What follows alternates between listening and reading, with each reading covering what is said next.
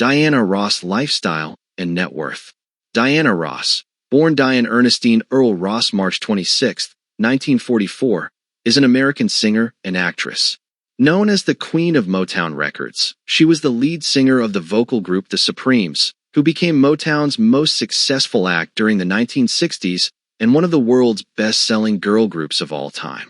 They remain the best-charting female group in history, with a total of 12 #1 pop singles on the U.S. Billboard Hot 100. As we deep dive to her world of fame and success, kindly subscribe and like for more amazing content. Net worth. As of 2025, Diana Ross has an estimated net worth of $250 million, reflecting her extraordinary and enduring career. Sources of her wealth.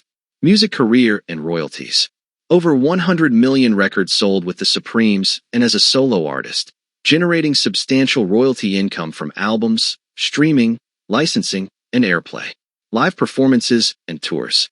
A legendary touring artist, Diana continues to perform internationally in 2025 and reportedly earns $150,000 to $400,000 per show, contributing significantly to her annual income. Film and acting. Acclaimed roles in Lady Sings the Blues, Mahogany, and The Wiz contributed to both her reputation and earnings. Real estate and investments. She owns high-value properties, including estates in Connecticut, Beverly Hills, and Miami, with her real estate holdings estimated to be worth over $50 million. Having said that, let's dive. Early life and career beginnings. Diana Ross was born in Detroit, Michigan, on March 26, 1944, the second eldest child of Ernestine and Fred Ross. Senior, she attended Cass Technical High School in downtown Detroit, graduating in January 1962. There, she took classes on subjects such as clothing design, millinery, pattern making, and tailoring, because her original aspiration was to be a fashion designer. When she was 15 years old, Ross joined the Primettes, the sister group male vocal group The Primes. After winning a talent competition in Windsor, Ontario, the Primettes received an invitation to audition for Motown Records. Ross had approached former neighbor William "Smokey" Robinson, and he agreed to bring the Primettes to Motown in exchange for them letting him and his band The Miracles hire their guitarist Marv Tarplin. Motown executives were impressed by the Primettes, but believed they were too young. Motown founder Berry Gordy then told them to come back after they graduated from high school. The Primettes were not discouraged, and often showed up at Motown's Hitsville headquarters to offer help on recordings, doing everything from hand claps to background vocals. Eventually, Gordy signed the group in January 1961, with the only condition being that they change their name. Personal life, real estate, and car collection. Personal life. Ross has been married twice and has 5 children and 7 grandchildren. She began dating Motown CEO Berry Gordy in 1965, and together they share a daughter, Rhonda Suzanne Silberstein, who today goes by Rhonda Ross Kendrick, the last name coming her marriage to Rodney Kendrick. However, Gordy did not help raise Rhonda, as 2 months into her pregnancy, Ross actually married music executive Robert Ellis Silberstein in 1971. Silberstein went on to raise Rhonda as his own despite knowing who her biological father was. Ross went on to have 2 daughters with Silberstein, Tracy Joy and Chudney Lane. After Ross and Silberstein divorced in 1977, she moved to New York City. Subsequently, Ross dated Kiss guitarist and singer Gene Simmons from 1980 to 1983. She met Norwegian shipping magnate Arne Næss Jr. in 1985, and they married the following year. She became stepmother to Næss' 3 children, and together they had 2 sons, Ross Arne and Evan Olav Ross. Years later, in 2014, Evan would marry singer Ashlee Simpson. So Ashlee Simpson is Diana Ross' daughter-in-law. They have a daughter together, and Evan is stepfather to Ashlee's child from her first marriage to musician Pete Wentz. Real estate. For many years, Diana's primary residence has been a large mansion in Greenwich, Connecticut.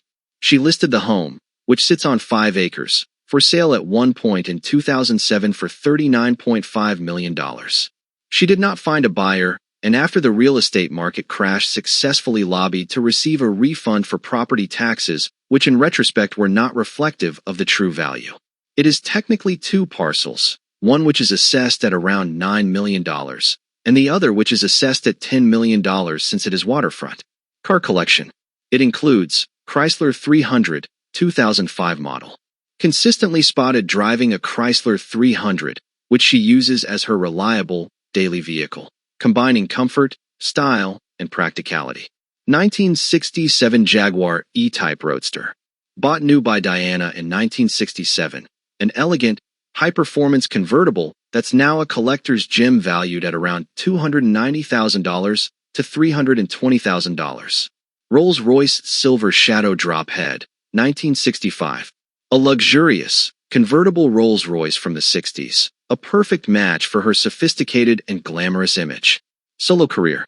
Ross' eponymous solo debut album was released with Motown in May 1970, quickly followed by the albums Everything is Everything, 1970, and Surrender, 1971. In late 1971, she starred in her first solo television special Diana. At the end of 1980, Ross began negotiations to leave the Motown label. She received $250,000 in severance from the label after 20 years with them. Ross then went on to sign a $20 million, 7-year contract with RCA Records. What was the most expensive recording deal in history at the time?